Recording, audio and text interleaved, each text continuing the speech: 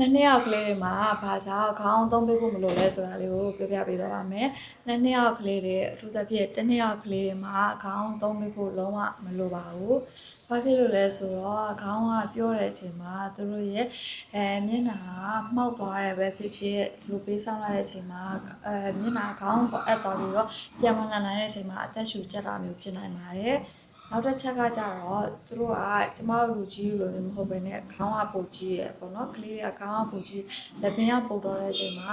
ခေါင်းသုံးပြလိုက်တဲ့အချိန်မှာဒီလိုဖြစ်သွားပြီးတော့သူတို့ရဲ့အသက်ရှူလမ်းကြောင်းတွေဖွံ့ဖြိုးနေစေဖြစ်တဲ့အတွက်အသက်ရှူနိုင်တာမျိုးဖြစ်နိုင်ပါတယ်ပြီးတော့သူတို့ရဲ့ဒီကြောရိုးလေးတွေကိုကြည့်လိုက်ပဲဆိုရင်ဒီလိုစီပုံစံပဲရှိရပါတော့လက်ပင်နားမှာဆိုစီပုံစံအကွဲလေးပဲရှိတာကျမတို့လူကြီးတွေကြတော့ဒီလက်ပင်နားမှာဆိုရင်ဒီလိုအချိုက်နေဖြစ်တယ်ပေါ့နော်အချိုက်နေဖြစ်တော့ကျမတို့ကခေါင်းသုံးရဖို့အဆင်ပြေတယ်သူတို့ကဒီလိုစီပုံစံအကွဲလေးပဲရှိရတဲ့အတွက်ခေါင်းသုံးတာသူတို့ရဲ့သဘာဝဖွံ့ဖြိုးမှုကိုနှောင့်နှေးစေတာမျိုးဖြစ်နိုင်တယ်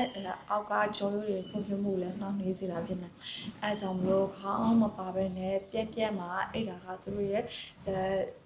ကြောရိုးတွေဖွံ့ဖြိုးမှုကိုပို့ပြီးတော့အားပေးတာရောက်ပါတယ်သူကထင်ကြတဲ့ကလေးကိုခေါင်းလှဖို့ခေါင်းနဲ့အိပ်ပေးရမယ်ဆိုပြီးတော့တကယ်တော့ကလေးကိုညီညာတဲ့မျက်နှာပြင်ပေါ်မှာခေါင်းမပါဘဲနဲ့အိပ်စေတာကတော့အကောင်းဆုံးဖြစ်ပါတယ်ခေါင်းလှဖို့ဆိုရင်ခေါင်းမပြဖို့ဆိုရင်